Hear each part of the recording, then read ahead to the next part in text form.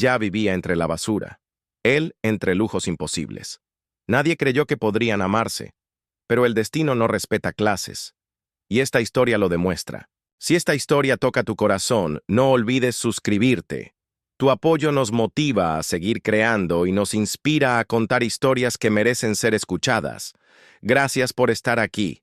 La ciudad despertaba con el rugido de motores y el olor a pan recién horneado en las zonas nobles. Pero en los márgenes donde nadie miraba, la mañana tenía otro aroma. Humedad rancia, cartón mojado y desesperanza. Alma abría los ojos lentamente. Ojerosa, acostada sobre un pedazo de espuma sujo, en un rincón entre dos contenedores que ya formaban parte de su hogar desde hacía semanas. A sus 22 años, tenía más cicatrices que recuerdos felices, y sin embargo, cada día se levantaba con la testaruda decisión de seguir adelante. Revisaba los bolsillos de su mochila desgastada, contaba las monedas que había juntado y se dirigía al mercado en busca de sobras o frutas magulladas que a veces los vendedores le regalaban con pena o desprecio. Pero ella no mendigaba, trocaba, dibujos, historias o ayuda cargando cajas, porque había aprendido que hasta la miseria podía tener dignidad. Alma había sobrevivido a la calle como una sombra. No figuraba en ningún registro civil, no tenía número de identidad, ni historial médico, ni cuenta bancaria. Era una hoja en blanco que el sistema había olvidado escribir. Se refugiaba en bibliotecas públicas cuando conseguía entrar disimulando su apariencia, y devoraba libros con el hambre de quien busca sentido a su existencia. Leía filosofía, poesía, historia, y aunque el mundo le diera la espalda, esas letras le daban abrigo. Soñaba con estudiar, con tener un nombre en una lista, con existir más allá de los muros invisibles que separaban a los que tienen de los que apenas sobreviven. En las noches frías, escribía en hojas sueltas que encontraba, historias inventadas, frases que soñaba decir algún día a alguien que la escuchara. Mientras tanto, a kilómetros de ese mundo invisible, en una torre de acero y cristal, Elías Montenegro cerraba otro acuerdo multimillonario con la frialdad de quien nunca tuvo que luchar por nada. A sus 32 años, era considerado un prodigio en el mundo de los negocios. Elegante, calculador, inflexible. Dueño de una fortuna heredada y multiplicada con inteligencia implacable, dirigía su emporio con mano firme e mirada altiva. Su vida transcurría entre reuniones, eventos, exclusivos y decisiones que afectaban a millares, pero que rara vez lo tocaban en lo personal. No tenía amigos reales, apenas aliados estratégicos. Su familia, dueña de una de las fundaciones filantrópicas más grandes del país, lo presionaba para mejorar su imagen tras un escándalo que había manchado su reputación al filtrarse grabaciones en las que trataba con desprecio a empleados de bajos recursos. Fue así como, contra su voluntad, Elías se vio obligado a participar de una nueva campaña de inclusión social promovida por su propia fundación. La propuesta era sencilla en el papel: convivir durante algunos días con personas en situación de vulnerabilidad, acompañar proyectos comunitarios, humanizar su imagen frente a la prensa. Aunque para él aquello sonara a castigo, aceptó con la condición de mantener el control mediático. El destino, ese que nunca obedece a los planes humanos, lo llevó a un centro comunitario en una zona marginal, donde se desarrollaban actividades culturales para jóvenes sin hogar. Fue allí donde, entre grafitis y risas, entre paredes descascaradas y aromas de sopa barata, sus ojos encontraron a Alma por primera vez. Ella estaba sentada en una esquina, con el cabello revuelto, las manos sucias de tinta y una expresión entre alerta y aburrida. Daba clase de lectura improvisada a un grupo de niños pequeños, contándoles una historia como si estuviera narrando una epopeya. Elías se detuvo, curioso, al escucharla recitar a Lorca con una pasión que no encajaba con su ropa raída ni con el entorno. Los pobres no necesitan lástima, necesitan arte, decía con firmeza. Cuando sus miradas se cruzaron, Alma lo estudió como se estudia a una amenaza, sin bajar la cabeza, sin fingir simpatía. Él intentó sonreír con ese aire condescendiente de quien cree tener el control, pero ella lo ignoró por completo, regresando a sus libros y a su mundo. Intrigado por aquella mujer que no se deslumbraba ni se intimidaba con su presencia, Elías empezó a buscar excusas para volver al centro comunitario. Al principio, se decía a sí mismo que era parte de su deber, que necesitaba fotos para la prensa, que era estratégico. Pero cada vez que iba, encontraba en Alma un nuevo enigma, una frase que lo descolocaba, una respuesta aguda, una risa irónica que le rompía los esquemas. Ella no pedía nada, no agradecía su presencia, y aún así, lo desafiaba como nadie lo había hecho. No se trataba de caridad, se trataba de algo más primitivo, el deseo de entender por qué una mujer como ella, invisible para todos, lo estaba haciendo cuestionar cosas que él jamás se había permitido sentir. Lo que Elías no sabía era que Alma también lo observaba, no desde la fascinación, sino desde la desconfianza de quien sabe que los ricos siempre tienen un precio oculto. Pero había algo en sus silencios, en sus gestos contenidos, que la desconcertaba. No era solo arrogante, había algo roto detrás de sus ojos, un dolor bien disimulado, y ella, que conocía el lenguaje de las cicatrices, empezaba a reconocer las suyas en él.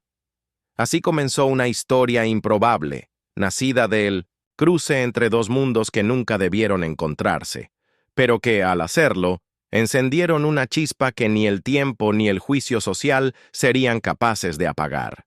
Durante las siguientes semanas, la rutina de Elías cambió sin que él mismo se diera cuenta. Comenzó a posponer reuniones importantes, a delegar decisiones que antes no confiaba a nadie, solo para poder aparecer, aún sin anunciarse, en ese centro comunitario escondido entre callejones rotos. Su presencia ya no era parte de un plan de imagen, era una necesidad que lo desconcertaba. Se quedaba en silencio observando a Alma desde una esquina, mientras ella leía cuentos a los niños o arreglaba sillas con alambre. No hablaban mucho, a veces intercambiaban frases cortas, como si ambos desconfiaran del idioma del otro, pero lo cierto es que había un diálogo constante entre sus miradas. Él, acostumbrado a que todo le fuera entregado sin esfuerzo, descubría el vértigo de desear algo que no podía comprar. Ella, por su parte, había levantado muros tan altos a su alrededor que ni el hombre más rico de la ciudad conseguía atravesarlos con promesas. Una tarde lluviosa, Elías llegó empapado tras dejar su coche a varias cuadras. Nadie lo esperaba. Ni siquiera él sabía por qué estaba allí. Encontró a Alma sola, acomodando donaciones viejas. El centro estaba cerrado. Al verla en soledad, sin la coraza que mostraba frente a los demás, sintió que esa era su oportunidad para preguntar lo que desde hacía tiempo lo atormentaba. «¿Por qué sigues aquí?», dijo sin preámbulo. «Podrías huir, podrías dejar todo esto atrás». Alma lo miró con una mezcla de burla y tristeza. «¿Huir hacia dónde? ¿Soy invisible para el sistema? ¿No tengo papeles? No existo. Este lugar es lo único que me reconoce». La sinceridad de sus palabras lo golpeó con más fuerza que cualquier argumento. Por primera vez, Elías se enfrentaba al abismo entre su mundo y el de ella, y entendía que no bastaba con buenas intenciones. Alma no necesitaba ser rescatada, necesitaba ser reconocida. Aquel día marcaría un antes y un después. Alma permitió que él la acompañara mientras organizaban ropa mojada, y entre risas tímidas y sarcasmos filosos, algo empezó a ablandarse. Elías descubrió que Alma hablaba varios idiomas que aprendió escuchando casetes viejos y leyendo libros que encontraba entre la basura, que escribía poesía, aunque nunca la compartía, que había sido abusada cuando niña por un desconocido que jamás fue juzgado, y que, pese a todo eso, aún Tenía la capacidad de sonreír. Por primera vez en su vida, Elías sintió que no sabía nada. Todo su conocimiento de Harvard, sus estrategias financieras, sus inversiones, parecían triviales frente a la sabiduría feroz de esa mujer que había aprendido a vivir entre la ruina con la cabeza en alto. Y en esa noche, mientras la lluvia golpeaba los techos oxidados, la distancia entre ellos se redujo a un suspiro. Alma, por su parte, comenzaba a rendirse ante una emoción que creía muerta. No era amor aún, ni siquiera atracción. Era algo más íntimo. Respeto. Años de desprecio y abandono la habían hecho desconfiar de cualquier hombre, y mucho más de los ricos. Pero Elías no era solo arrogancia. Tenía un tipo de tristeza que ella reconocía bien. Era el vacío del que lo tiene todo y no se siente completo. Alma nunca había sido tocada con ternura, nunca había sido vista con admiración. Elías no intentaba cambiarla, no la trataba como una causa social, ni como una pobre a la que debía salvar. La miraba como si ella fuera una pregunta que él quería entender. Y eso, para alguien que toda su vida fue ignorada, era más peligroso que cualquier caricia, porque hacía que empezara a soñar. El acercamiento entre ellos no pasó desapercibido.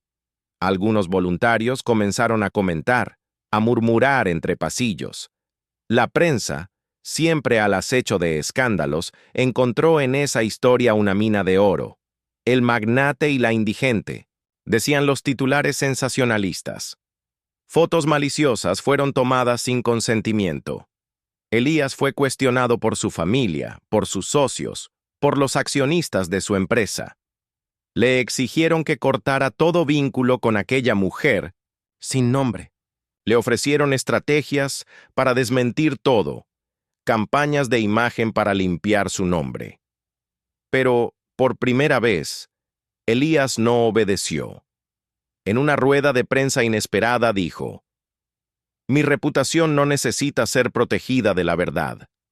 Esa mujer, que ustedes llaman basura, ha hecho más por esta ciudad que todos ustedes juntos con sus trajes caros». Fue un escándalo, pero también fue un acto de guerra. Elías se declaraba en rebeldía contra todo aquello que lo había hecho lo que era. Esa declaración pública cambió todo. Alma fue atacada en redes sociales, insultada en la calle, perseguida por periodistas como si fuera una criminal. Tuvo que dejar el centro comunitario por seguridad. Se escondió en una casa prestada por una vieja amiga de infancia que aún creía en ella. Elías la visitaba en secreto, llevando comida, libros y el calor de su compañía.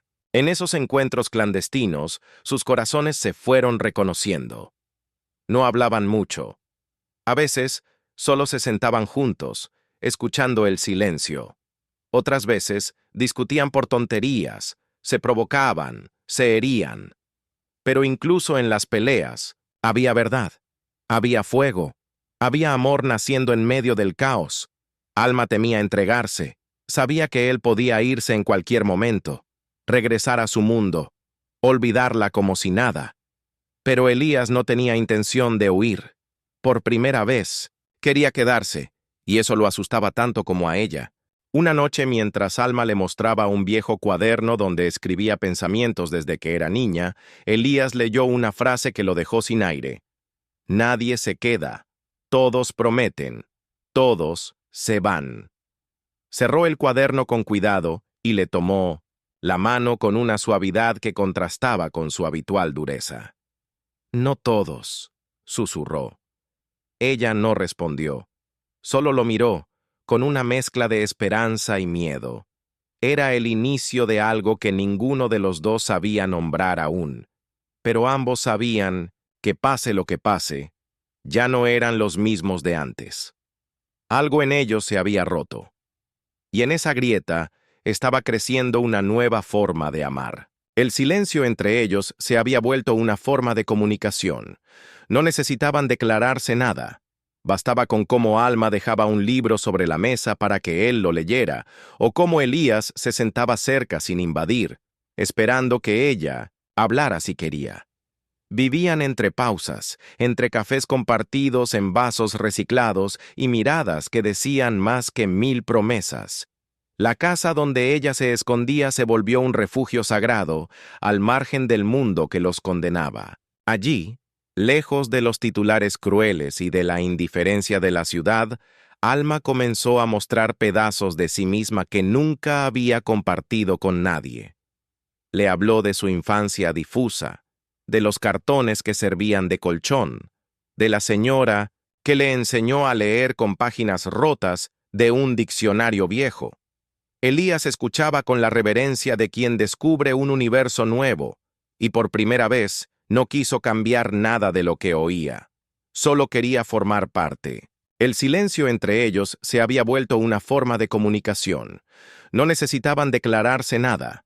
Bastaba con cómo Alma dejaba un libro sobre la mesa para que él lo leyera, o cómo Elías se sentaba cerca sin invadir, esperando que ella hablara si quería. Vivían entre pausas, entre cafés compartidos en vasos reciclados y miradas que decían más que 1000 promesas.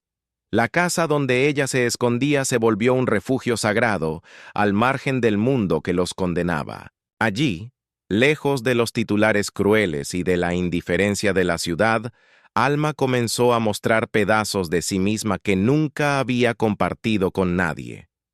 Le habló de su infancia difusa, de los cartones que servían de colchón, de la señora que le enseñó a leer con páginas rotas de un diccionario viejo.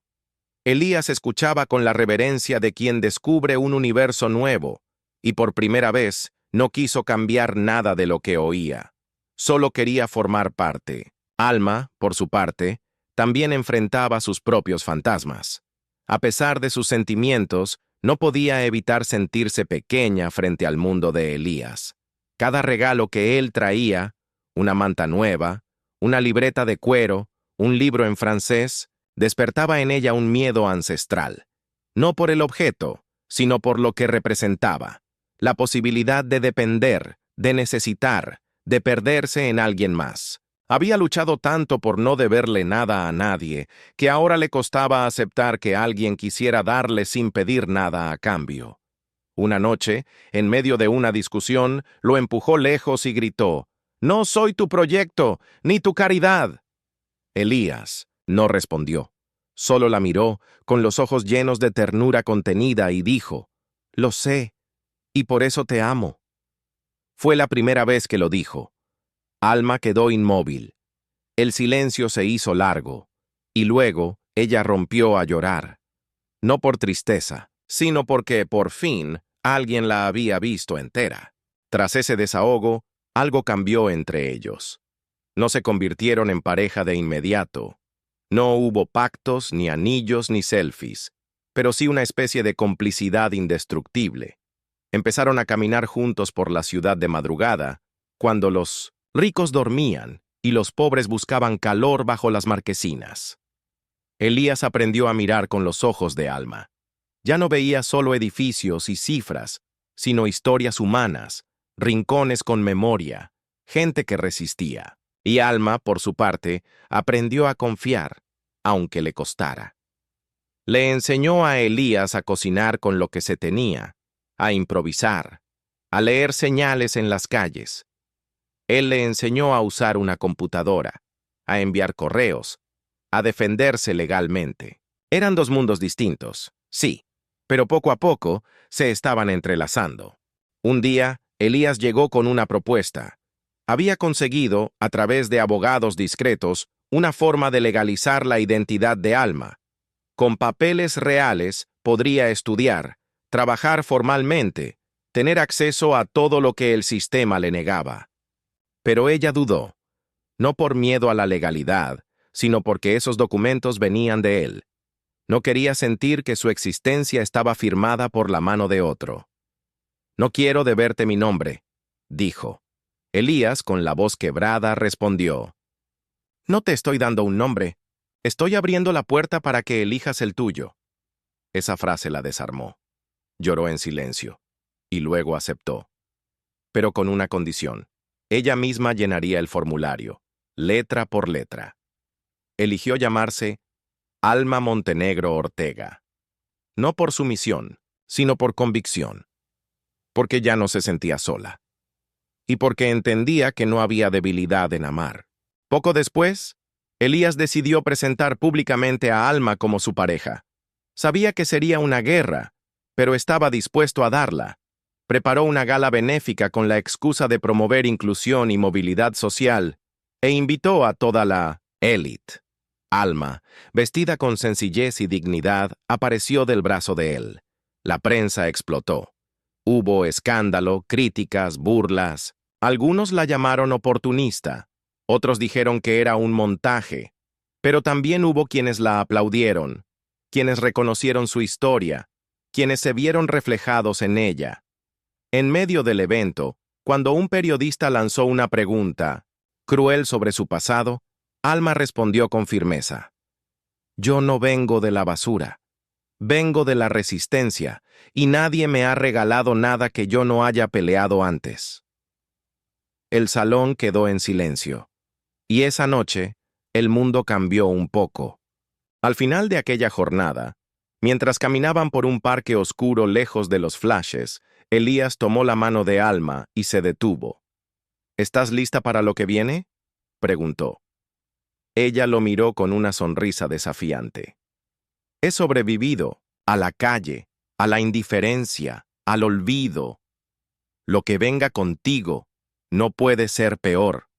Se besaron bajo una farola que parpadeaba, entre árboles desnudos y sombras cómplices. En ese instante, no eran el millonario y la sin techo. Eran solo dos almas que habían elegido encontrarse, y por primera vez, sin miedo, sin vergüenza, se dejaron amar. Elías nunca había vivido una guerra tan silenciosa y cruel como aquella que estalló tras oficializar su relación con Alma. La alta sociedad comenzó a cerrarle puertas. Contratos fueron cancelados sin explicación, eventos lo excluyeron sin disimulo, e incluso miembros de su propia familia se alinearon contra él. No era solo por estar con una mujer sin pasado oficial, era porque Alma les recordaba todo aquello que siempre se esforzaron en ignorar: la pobreza, la desigualdad, la verdad incómoda de un sistema construido para privilegiar a unos y aplastar a otros. Pero él no dio marcha atrás. Por el contrario, decidió abrir una nueva empresa bajo su nombre, con Alma como socia fundadora. Se trataba de un proyecto destinado a capacitar, emplear y dar visibilidad a personas en situación de calle. Lo que para muchos era una locura filantrópica, para ellos era el acto más revolucionario de amor. Alma, lejos de sentirse intimidada por el nuevo escenario, se sumergió con todo su fuego en esa causa. Aprendió a dirigir reuniones, a hablar en público, a negociar sin perder su esencia. Aún conservaba su ropa sencilla, su forma directa, su mirada firme. Se negaba a convertirse en una versión pulida de lo que el mundo esperaba. Pero había ganado algo nuevo, una fuerza serena, una certeza que la hacía invencible. Junto a Elías visitaban refugios, fundaciones, centros educativos. Cada testimonio que escuchaban, cada historia parecida a la suya, la impulsaba a seguir. Alma ya no era invisible, era faro. Y aunque no le gustaba ser el centro de atención, entendía que su voz tenía un peso que antes le negaban. Por eso la usaba, porque sabía lo que era vivir sin ella. Pero no todo era idealismo. Las amenazas comenzaron a llegar. Anónimos con frases crueles, sabotajes en la sede de su empresa, campañas de desinformación que intentaban destruir su imagen. Elías contrató seguridad, pero Alma se negó a vivir con miedo. «He dormido en callejones infestados de ratas. No voy a esconderme ahora por un cobarde con un teclado». Sin embargo, ambos sabían que detrás de esos ataques había algo más. Intereses poderosos que se sentían amenazados por su mensaje. Uno de ellos era Julián Arizmendi, antiguo socio de la familia Montenegro, un hombre con conexiones oscuras y una sonrisa falsa. Había sido rechazado por Elías años atrás, y ahora veía en su ascenso moral una oportunidad para vengarse. Lo que nadie esperaba era que Julián tuviera un vínculo con el pasado de Alma, un vínculo que estaba a punto de explotar. Un día, Alma recibió una visita inesperada en su oficina. Una mujer mayor, de mirada gélida y manos huesudas, se presentó como Dolores Arizmendi. Traía consigo un sobre con documentos, fotografías y un nombre que Alma no había escuchado en años. Julia, su verdadero nombre. «Yo estuve allí cuando te abandonaron, niña», dijo con voz rasposa. «Y sé quién fue tu madre». La información cayó como una bomba. Según Dolores, Alma no era hija de nadie anónimo. Era fruto de una relación prohibida entre una sirvienta adolescente y un miembro de la familia Arizmendi. Cuando nació fue escondida, y luego descartada como un error. Todo lo que Alma había creído sobre su origen se desmoronaba. El dolor no venía solo de la verdad, sino de la forma cruel en que fue revelada. La mujer dejó el sobre el escritorio y se fue sin esperar respuesta. Pero el daño estaba hecho. Elías encontró a Alma esa noche en el suelo de su sala, rodeada de papeles, llorando en silencio. No dijo nada. Solo se arrodilló junto a ella y la abrazó como si quisiera pegar cada pedazo roto. Ella no hablaba. Solo respiraba entrecortado, como si su historia entera se le hubiera atragantado en la garganta. Horas después, cuando por fin pudo mirarlo, dijo: «No sé quién soy. Todo fue una mentira». Él, con la voz más suave que jamás había usado, respondió: «No importa de dónde vengas. Lo que importa es lo que has construido con tus propias manos. Tú eres Alma, eres mía, y eres tuya antes que de nadie». Esa noche, en medio del colapso, hicieron el amor como si fuera una declaración de fe. No fue sexo para olvidar. Fue para recordar, para fundirse, para sanar. Los días siguientes fueron de silencio, de reconstrucción interna. Alma viajó al lugar donde supuestamente nació, acompañada por Elías. Allí encontró a una mujer muy vieja, en silla de ruedas, que la miró con los mismos ojos oscuros que ella veía en el espejo. «Tú eres mi niña», murmuró la anciana, antes de empezar a llorar. Era su madre. Había sido obligada a callar, a esconder su existencia, a vivir con culpa. El reencuentro no curó todo, pero sí cerró una herida abierta durante años. Alma no buscaba una familia, buscaba una explicación. Y ahora que la tenía, podía seguir adelante, más fuerte, más completa, más libre. A su regreso fue recibida en el aeropuerto por los mismos niños que una vez le pidieron cuentos en el centro comunitario. Traían flores, pancartas, sonrisas. No era una bienvenida común, era una celebración, porque Alma había vencido el olvido. Desde entonces, algo cambió en el aire. La empresa social que construyeron empezó a ganar notoriedad internacional. Recibieron premios, invitaciones, apoyos inesperados. Pero más allá del reconocimiento, lo más valioso era lo que veían. En las calles, jóvenes saliendo del abandono, madres solteras con empleo digno, hombres rotos encontrando otra oportunidad. Elías y Alma no eran salvadores, eran solo un puente. Y aunque sabían que aún quedaba mucho por luchar, también sabían que lo estaban haciendo juntos. Una noche, mientras observaban la ciudad desde la azotea de su departamento, Alma se apoyó en su pecho y susurró: «Si alguna vez vuelvo a caer, ¿te quedarás?». Elías la besó en la frente y respondió: «No pienso dejar de sostenerte». Porque ahora el amor entre ellos ya no era un milagro improbable. Era una promesa. El ascenso de Alma no fue solo personal ni sentimental. Su figura se convirtió en símbolo. Medios internacionales comenzaron a interesarse por su historia. La mujer sin pasado que desafió el sistema y conquistó el corazón de uno de los empresarios más poderosos del país. A pesar de sus reservas, Alma aceptó dar una entrevista exclusiva. Pero no habló de su relación con Elías, ni de sus tragedias personales.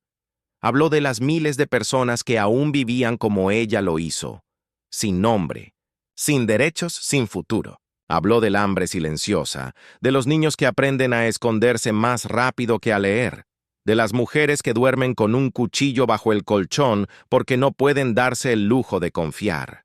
Su discurso fue tan crudo como poético. No, era una víctima. Era testigo. Y en esa entrevista, la nación entera la escuchó por primera vez sin filtros. Elías, desde la primera fila del auditorio donde se grabó la entrevista, la observó con un nudo en la garganta. Estaba orgulloso, sí, pero también sobrecogido por una sensación nueva, la certeza de que ella ya no le pertenecía solo a él. Alma se había convertido en una fuerza, en una voz colectiva. Y aunque eso significaba compartirla con el mundo, no le dolía, porque sabía que su amor no era una jaula, era impulso. Esa noche, en la intimidad de su hogar, ella se acercó en silencio, se sentó sobre sus piernas y apoyó la frente contra la suya. «No sé si estoy lista para todo esto», confesó, «pero sé que, si tú estás conmigo, puedo soportarlo». Y él, sin promesas vacías, solo respondió, «Aquí estoy, no por deber, por elección». Y en esa elección mutua, se fundaron como pareja definitiva. Pero el pasado siempre encuentra formas de regresar. Un día, mientras Alma preparaba una charla para jóvenes en riesgo, recibió una carta anónima. No tenía remitente, solo una hoja escrita a mano con palabras que removieron su alma. «Tus enemigos no olvidan. Cuida tu corazón y cuida a Elías». Era una amenaza velada, pero también una advertencia real. Decidieron reforzar la seguridad, pero sin paralizar su trabajo. Aquel mensaje activó una cadena de investigaciones.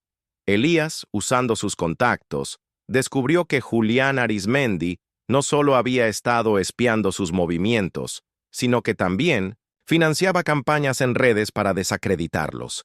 Estaban siendo rodeados lentamente. La guerra había dejado de ser simbólica, y aunque no lo sabían aún, estaban a punto de enfrentar su prueba más oscura. La estrategia de Julián fue certera. Consiguió manipular datos del pasado de Alma, falsificando documentos que la vinculaban con una red de estafas. Los medios se abalanzaron como hienas, y en cuestión de horas, ella fue detenida bajo cargos que no comprendía. Elías intentó todo por detenerlo, pero fue demasiado rápido.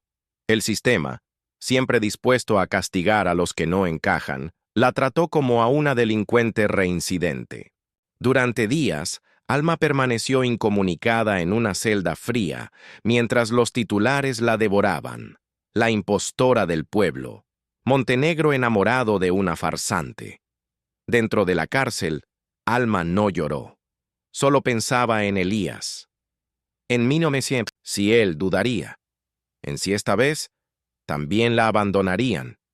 No por maldad, sino por supervivencia. Pero entonces, una tarde, recibió una carta escrita a mano. Era de él. Solo una frase. «No me muevo de aquí hasta que estés libre. Y cuando salgas, el mundo tendrá que pedirte perdón». Y cumplió. Elías puso en marcha a los mejores abogados del país, expuso públicamente las falsificaciones y logró que se descubriera la red detrás del montaje. Cuando Alma fue liberada, semanas después, no hubo cámaras ni aplausos. Solo estaba él, de pie frente al portón, esperándola con el abrigo en las manos y los ojos húmedos. No se dijeron nada al principio. Solo se abrazaron.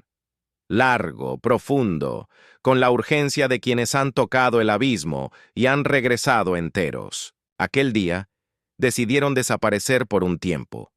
Viajaron al sur, a un pueblo sin cobertura ni periodistas, donde nadie los reconocía. Allí, entre montañas y silencio, Alma sanó sus heridas. Volvió a escribir, a pintar, a leer en voz alta, solo para él. Y Elías, por primera vez, descubrió el arte de la pausa. Aprendió que no todo se resuelve con dinero.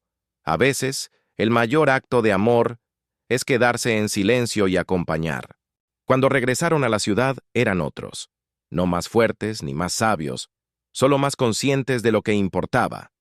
Anunciaron el relanzamiento de su fundación, esta vez con un nuevo nombre: Proyecto Raíz. La iniciativa se centraría en reconstruir historias como la de Alma, no solo con asistencia, sino con documentación legal, acceso a educación, vivienda y, sobre todo, dignidad.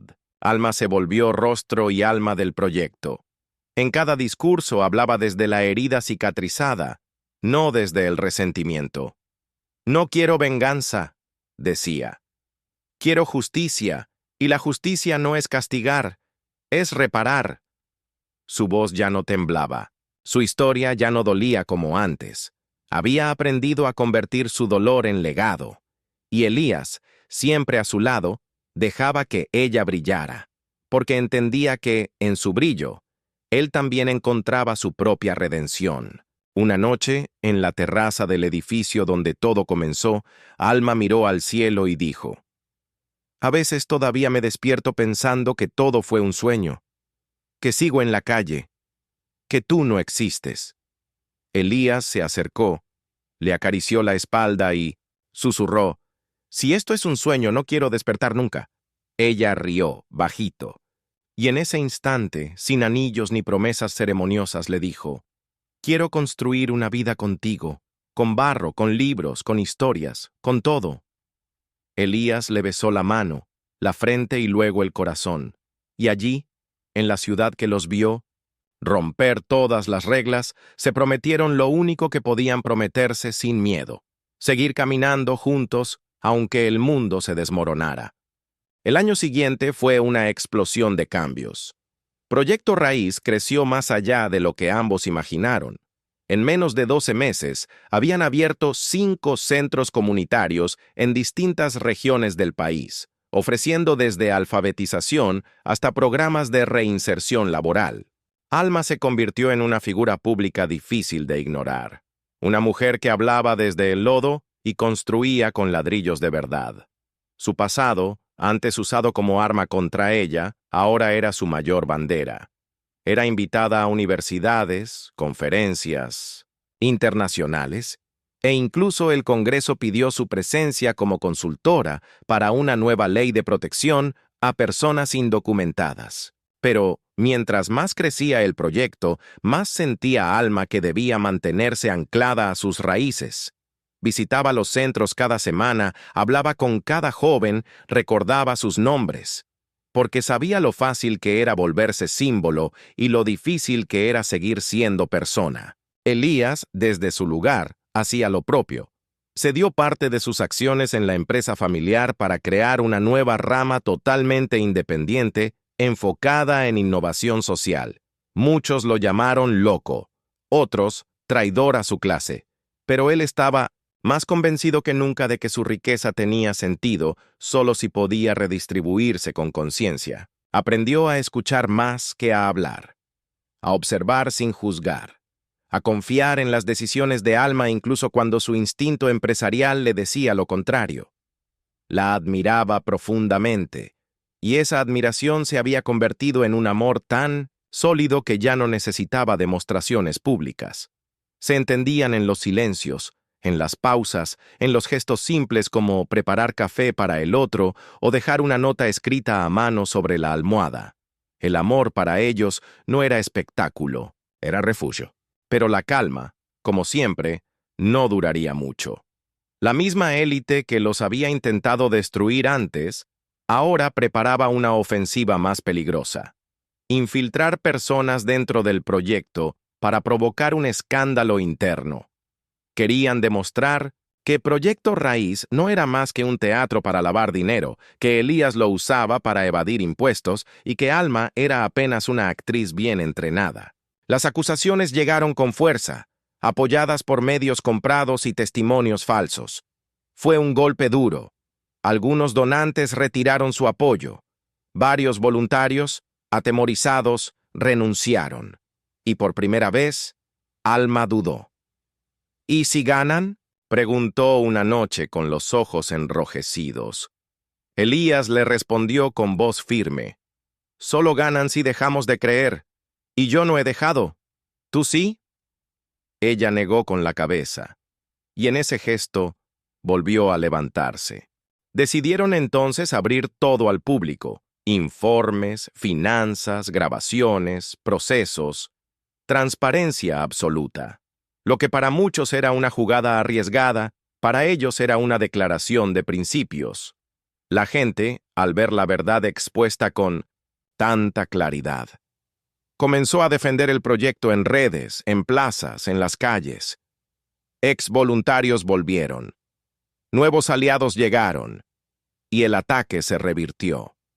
Los medios que antes los atacaban se vieron obligados a rectificar. La justicia archivó los cargos.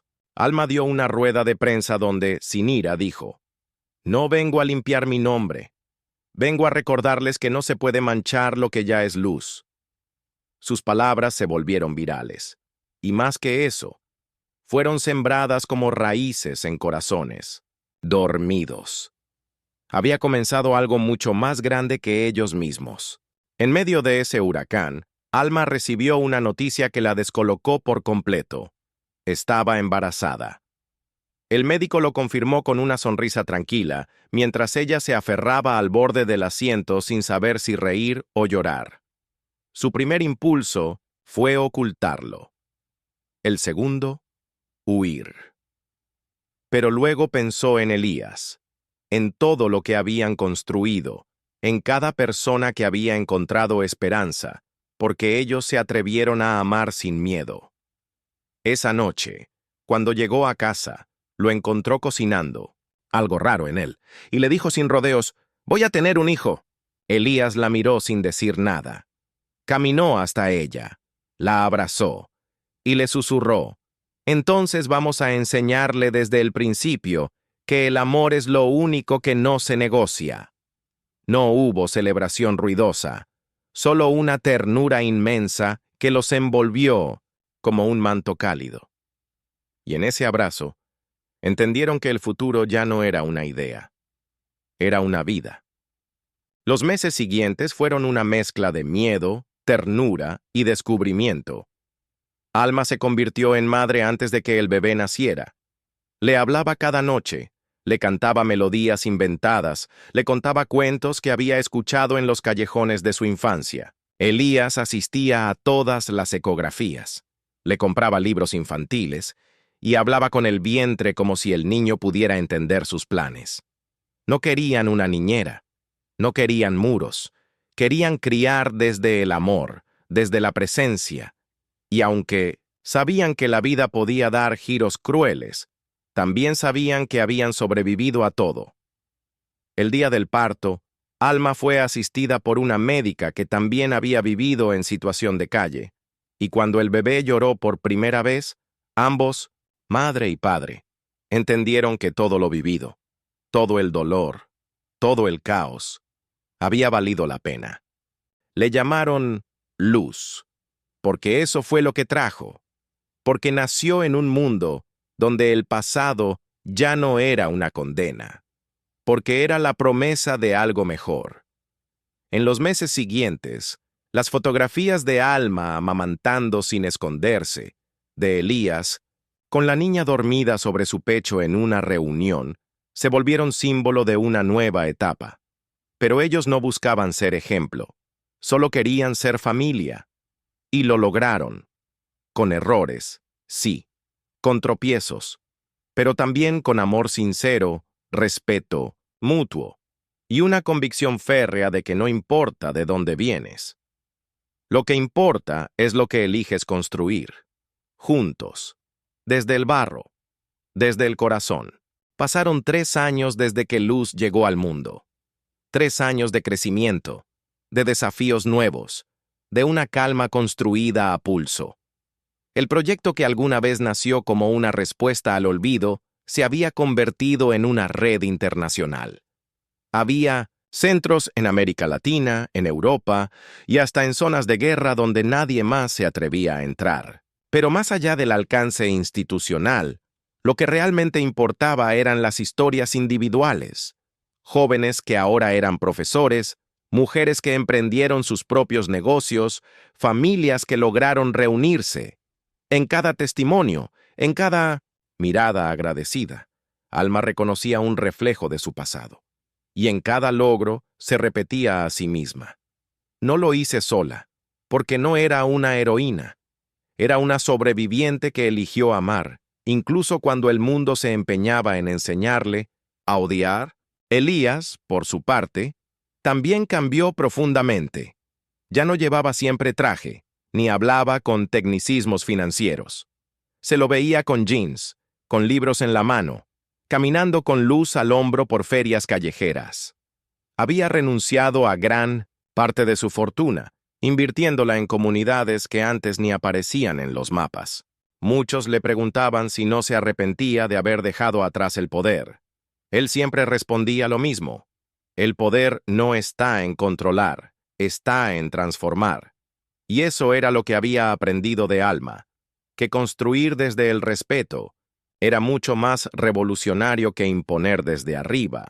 Vivía menos rodeado de lujos, pero más lleno de sentido. Su casa ya no tenía muros altos ni cámaras de seguridad. Tenía plantas, risas, arte infantil en las paredes y la música baja de una familia en paz. Un día, sin avisar, Elías llevó a Alma de regreso al callejón donde ella había vivido parte de su infancia. Todo estaba diferente. El terreno había sido recuperado por el municipio y convertido en un espacio verde con bancos de madera y juegos para niños. En el centro había una escultura de hierro oxidado con forma de libro abierto. En su base, una frase grabada: la dignidad no se mendiga, se vive. Alma quedó en silencio largo rato, con Luz dormida en sus brazos.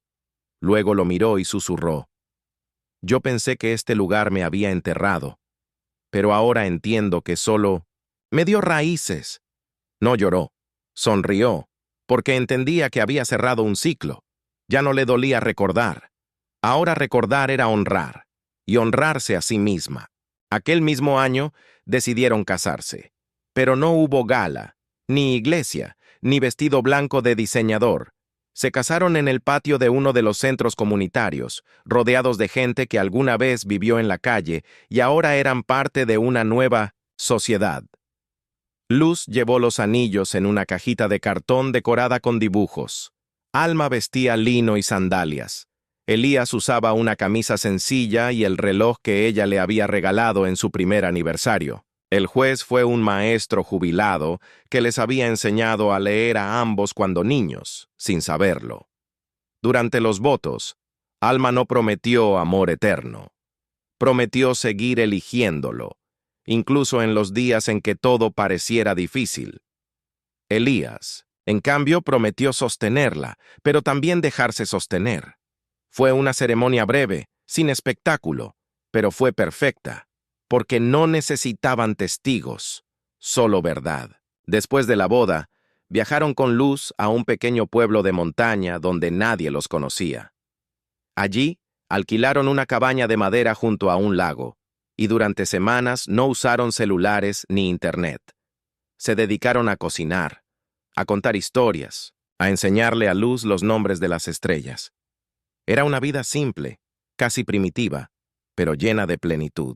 Una noche, Alma miró el reflejo de la luna en el agua y le preguntó a Elías: ¿crees que merecemos todo esto? Él le respondió: no lo sé, pero lo construimos, lo sangramos, lo sembramos, y ahora lo vivimos, porque entendieron que no se trata de merecer.